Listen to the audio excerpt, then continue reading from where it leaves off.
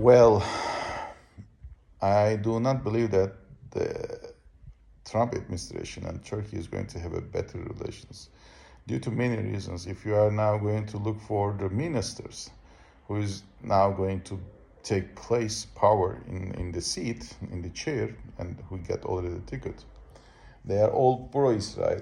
They are supporting the expansions of Israel, meaning that no more Lebanon, half of the Syria gone, maybe some a little bit from Iraq, and that's okay for the United States. United States, always Trump says, I want peace, but there is one thing that has to be not forgotten when it comes to Israel.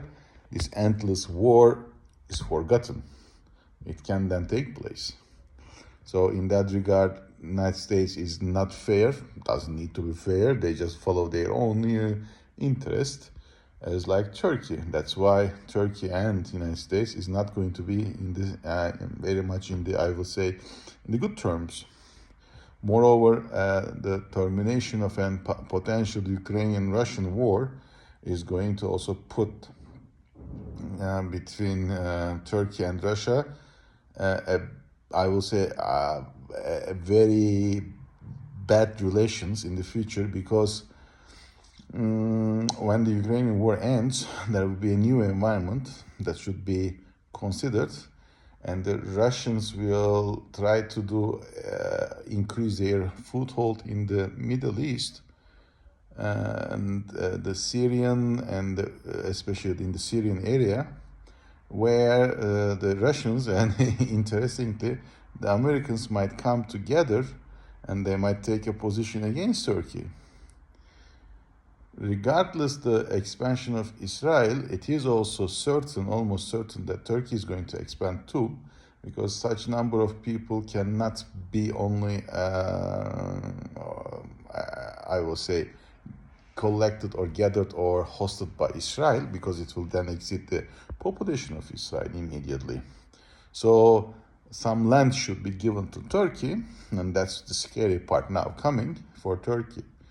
And those people should be allocated there. But then, with also the Iraq in the scenario potentially later on, this is we call it in Turkey Misaki Milli, or national boundaries of Turkey, according to the 1920s map.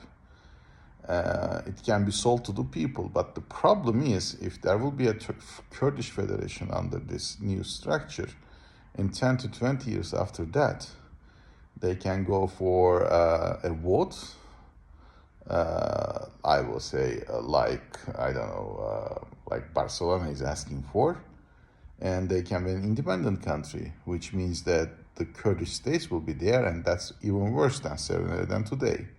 So from this aspect, there is a very delicate time coming ahead. I am seeing more Trump and Turkey be a little bit on tension. I am seeing on Syria, Russians and Americans are going to work together against Turkey. Since European is weakening because France and Germany is weakening, Turkey might try to grab some, I will say, try to explore some new energy fields. If Turkey can put a nice package before them, maybe there is a possibility, potential that this might be allowed. But still, in 5 to 10 years' time, there will be an Israel expansion. If this scenario, what I have already described you 2 minutes ago, that the Kurdish Federation might be occurred under the Turkish flag, and then after that 10 to 15 years time, it will be a Kurdish Federation state. So Erdogan is going to have a lot of problems for the next 2 to 3 years. There will be a lot of debates about this. I believe Turkey is going to pass through a very, very delicate time. I do not see a real leadership in Turkey.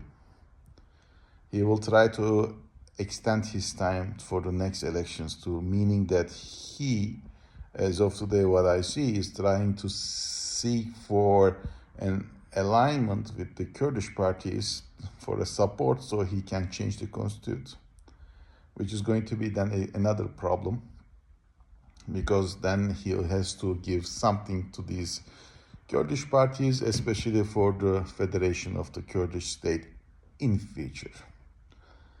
So meaning that really we are going to go with Trump administration a new era. A lot of things will change. Turkey has unfortunately no leadership. However, economy will be better than today. But in terms of politics, it will be worse than ever. So be careful about these kind of developments too. Have a nice day. Bye.